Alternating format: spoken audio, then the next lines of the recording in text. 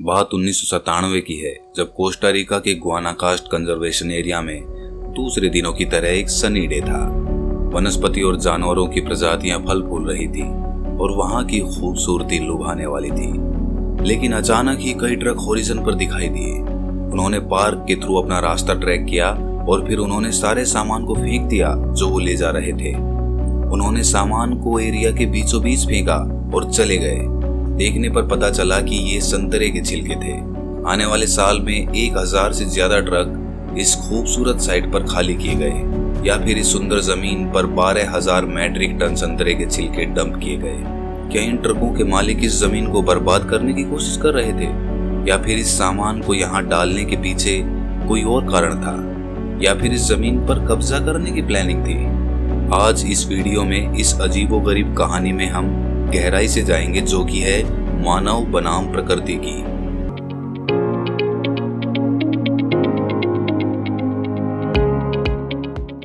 यहाँ दिखाए जा रहे संतरे के कांड की गहराई तक जाने के लिए जाना होगा 1976 में वापस। डैनियल जेन और वेंडी होलेक्स ने 1976 में प्रिंसटन यूनिवर्सिटी से खत्म हो रही प्रजाति को बचाने की स्टडीज में अपना भविष्य सुनिश्चित किया और अपने करियर पर ध्यान देना शुरू कर दिया। वे यूनिवर्सिटी ऑफ पेंसिल्वेनिया में इकोलॉजिस्ट बन गए और कई सालों तक गुआनाकास्ट कंजर्वेशन एरिया में एडवाइजर के तौर पर काम किया। हालांकि इस देश के हिस्से इस बायोडायवर्सिटी का केवल 0.03% ही आता है। पूरी दुनिया की वनस्पति में से 6% वनस्पति कोस्टा रिका के नाम है और जेन और होलेक्स अब इसे इस तरह यूज करने के इच्छुक थे। साल 1995 में फ्रूट जूस कंपनी डेल ओरो ने इस कंजर्वेशन एरिया के साथ साथ कोस्टा रिका और निकारागुआ के बीच की सीमा के पास एक बड़े कारखाने और बहुत से पेड़ों को लगाया। आपको बता दें कि कंजर्वेशन ऑर्गेनाइजेशन शुरू में इस भूमि का अधिग्रहण करना चाहता था, औद्योगिकरण के खतरों और प्रदूषण से अपने जंगलों को सुरक्षित रखने के लिए। लेकिन जेन और होलेक्स को अचानक ही महसूस होने लगा कि ऐसा सौदा किया जाना चाहिए जिससे दोनों पक्षों को सीमावर्ती भूमि के बदले लाभ मिले। इसीलिए सीमावर्ती जमीन के बदले डेल ओरो कंपनी को उस कचरे को कंजर्वेशन पार्क में डंप करने की अनुमति दी गई।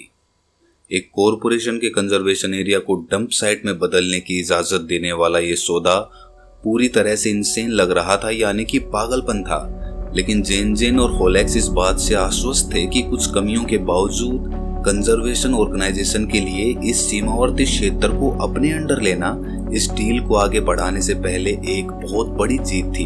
हालांकि अभी कुछ शर्तों को और भी पूरा करना था। पहली शर्त थी कि डेल ओरो कंपनी के द्वारा केवल एग्रीकल्चर वेस्ट ही डंप किया जा सकता था, जिनमें कि संतरे के छिलके और पल्प शामिल थे। दूसरी शर्त थी कि डेल ओरो अपनी फसलों पर किसी भी तरह की कीटनाशक का उपयोग नहीं करेगी, इसलिए छिलकों पर कोई भी गंदा रसायन उनके नेटिव प्लांट्स को नुकसान नहीं पहुंचा सकता था। और पल्प को भी साफ करने के लिए उन्हें अपने लेमोनिन ऑयल से धोना पड़ता था।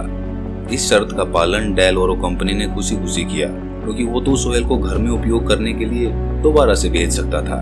और अंत में केवल ऑरेंज वेस्ट ही पार्क में डंप किया जा सकता था, जिस पार्क का उपयोग पहले मवेशियों को चराने के लिए किया जाता था। इस इलाके में मिट्टी की गुणवत्ता बहुत खराब थी और डेल ओरो के लिए ये एक छोटी कीमत थी, क्योंकि उसे तो बेकार संतरे के छिलके और पल्प को डिस्पोज करना ही था। इसीलिए उन्हें इस कीमत का भुगतान तो कहीं भी करना पड़ता, और यही कारण है कि वो शर्त मानने पर राजी हो गए। जेन और होलेक्स का प्लान काम कर रहा था और वो बहुत कॉन्फिडेंट भी थे कि वो सही काम कर रहे हैं। उन्होंने 20 सालों के लिए वार्षिक रूप से 1000 ट्रक डेल ओरो के छिलके डालने की डील की, जिसका अर्थ ये हुआ कि लगभग 1 million metric ton orange peel और पल्प जमीन में फेंक दिए जाएंगे। वो पृथ्वी पर रहकर ये क्या सोच रहे थे, लेकिन उनकी ये योजना उस समय बाधित हुई जब एक प्रतिद्वंद्वी जूस कंपनी टीका फ्रूट से उनकी दुश्मनी हुई। उन्हें पहले अपने पूरे वेस्ट डिस्पोजल सिस्टम की कायापलट करनी पड़ती थी। टीकू फ्रूट कंपनी को इस बात की ईर्ष्या थी कि डेल ओरो कंपनी ने अपने कचरे के छिलके को नेशनल पार्क में क्यों डंप कर दिया। इसलिए टीका फ्रूट कंपनी की तरफ से डेल ओरो कंपनी को रोकने के लिए केस किया गया।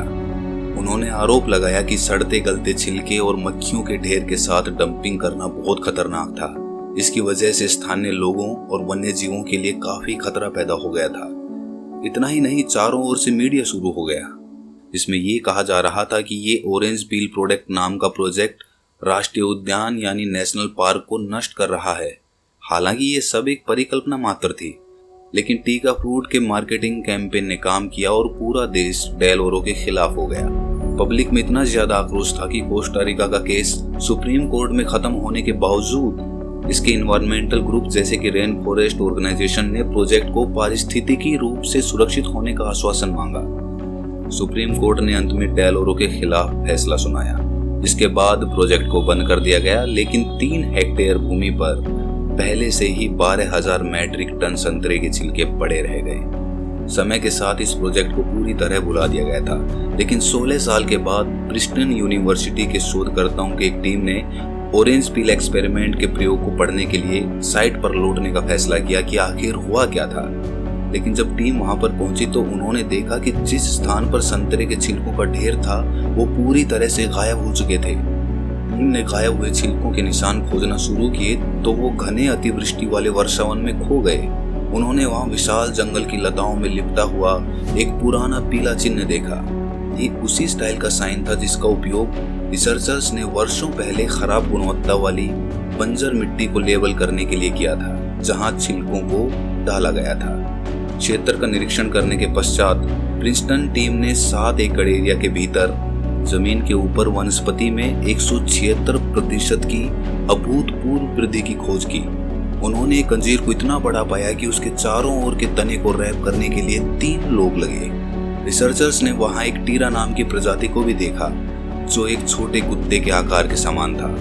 हालांकि टीम को सबसे ज्यादा हैरानी तब हुई जब उन्होंने पेड़ की 24 प्रजातियों की गणना की, जिनमें सबसे कॉमन पेड़ पुराने लुप्त हो चुके जंगली पौधों से जुड़े थे। बंजर चारागाह जमीन से सिर्फ 300 फीट की दूरी पर जहां टीम ने केवल 8 पेड़ों की प्रजातियों की गणना की थी, वो भूमि एक स्वस्थ वर्षावन में पूरी तरह से विकसित हो गई थी। कुछ लोगों का सोचना था कि बंजर भूमि में कुछ जादू हो चुका है, लेकिन सच तो ये था कि ये जेनसन और होलेक्स का प्लान था, जिसके फलस्वरूप पूरी जगह पर बहुत सी घास की प्रजातियां उग चुकी थी। ऑरेंज पील्स एक दोमट समृद्ध खाद में डिकम्पोज हो चुका था। घास के नीचे ऑरेंज पील दब चुके थे और मिट्टी की गुणवत्ता को बढ़ा दिया था। जैसा कि मैंने आपको पहले बताया था कि संतरे के छिलके को धोने के लिए मोनी ऑयल सील किया गया था, जो पौधों को बढ़ने से रोकता है। लेकिन जो संतरे के खराब छिलके थे उसमें पोटाशियम, नाइट्रोजन और फास्फोरस जैसी शक्तिशाली पोषक तत्वों से भरी खाद थी। पोषक तत्वों से भरपूर इस खाद ने नेटिव प्लांट्स के लिए हरी भरी जमीन प्रदान की। मात्र 16 वर्षों में और सही मौसम स्थिति के फलस्वरूप ये पेड़ पौधे पलते बढ़ते गए और कोस्टा रिका में एक नए वर्षावन की शुरुआत हुई। ये वर्षावन एक अनोखा केस है। कोस्टा रिका भूमध्य रेखा के पास है, जिसका अर्थ ये हुआ कि पूरे वर्ष गर्म और नमी में रहता है, जिससे चीजें जल्दी डिकम्पोज होती हैं और हरियाली बढ़ने के लिए ये आदर्श जलवायु प्रदान करता है। अगर यही तकनीक दूसरी जगहों पर यूज की जाए जहाँ का टेम्परेचर कम हो, तो वहाँ यही प्रोसीजर धीमी गति से होगा या फिर बिल्कुल नहीं होगा। ये वर्षावन तभी होगा जब ऑरेंज पील को सही जगह पर सही समय पर डाला जाए।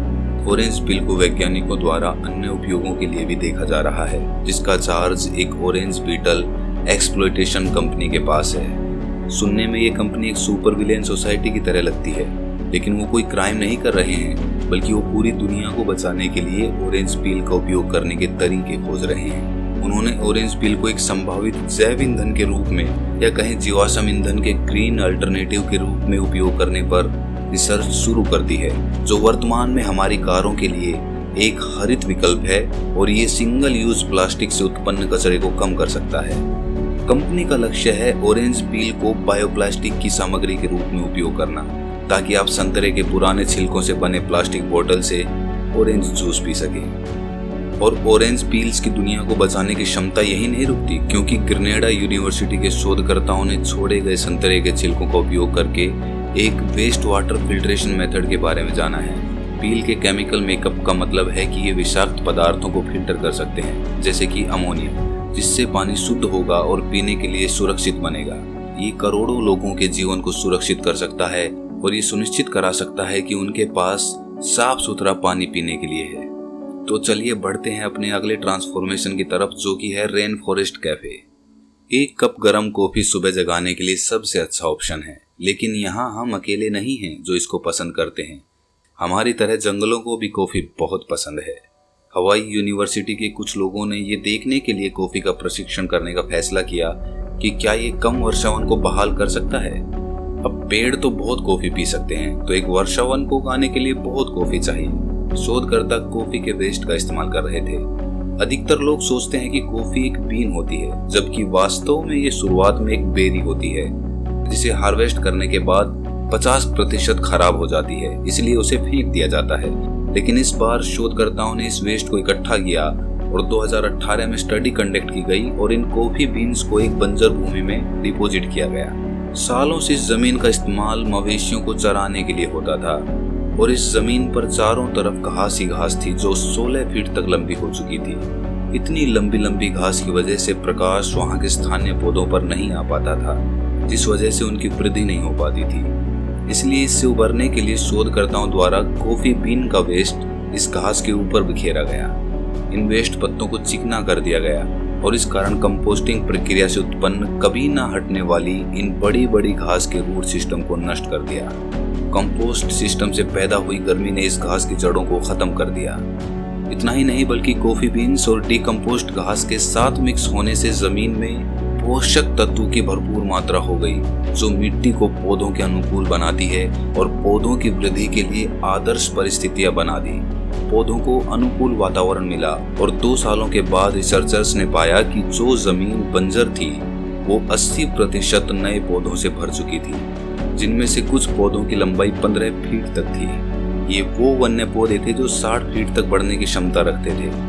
जब कॉफी के खाद वाली जमीन के पौधों को दूसरे पौधों के साथ कंपेयर किया गया तो ये पौधे उनसे 4 गुना लंबे निकले। उनके सिस्टम में कैफीन ने बहुत बेहतरीन खाद के रूप में काम किया। इसलिए यदि कॉफी की वजह से पेड़ तेजी से बढ़ सकते हैं तो इसे बड़े पैमाने पर वनों की कटाई के मानव प्रभावों से निपटने में मदद के लिए इस्तेमाल किया जा सकता है। लेकिन नहीं, इस मेथड में कुछ कमियां भी थी, जैसे कि डिकम्पोज कॉफी के कारण बहुत से मक्खियां और कीड़े आकर्षित होते थे, जो कि आसपास रहने वाले व्यक्तियों को प्रभावित कर सकते थे। हालांकि कॉफी फर्टिलाइजर वाटर पोल्यूशन का कारण बन सकता है, क्योंकि इसके पल्प नदियों नालों में जा सकते हैं और जिसकी वजह से अत्यधिक काई ग्रोथ कर सकती है। पोषक तत्वों की वजह से पेड़ तो बढ़ते थे, लेकिन वे पानी के साथ मिलकर परेशानी भी उत्पन्न कर सकते थे। इससे बहुत ज्यादा मात्रा में काई उत्पन्न होती, जो नदियों और झीलों की डेलिकेट इकोसिस्टम को बाधित कर सकती थी।